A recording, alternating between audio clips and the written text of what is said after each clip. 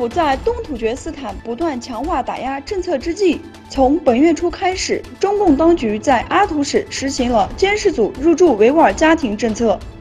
据称，由6人组组成的监视组在每天的升旗仪式结束后，向村民进行政治灌输教育，命令他们检讨自己过去有没有留胡子、戴头巾，家里有没有礼拜毯和宗教书籍，过去有没有礼拜过等等。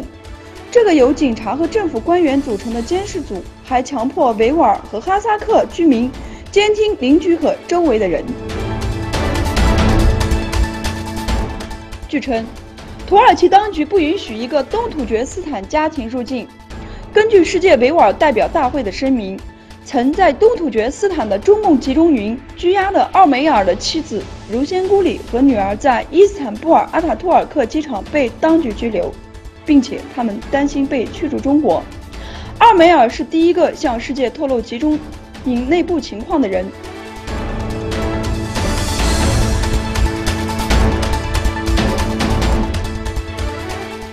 多国在联合国人权理事会上提出了维吾尔问题。在18日举行的联合国人权理事会39次会议上，世委会代表提出了中共在东突厥斯坦的集中营以后，奥地利、法国、德国等国家同声批评中国的集中营政策，并呼吁中共停止类似的破坏政策。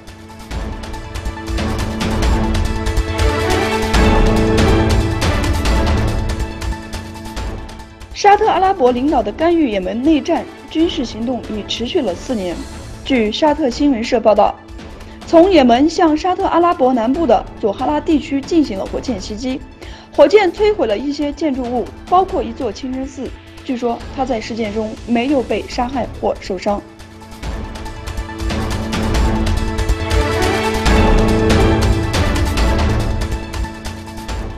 中国政府在占领下的东突厥斯坦实行了反人类打压政策，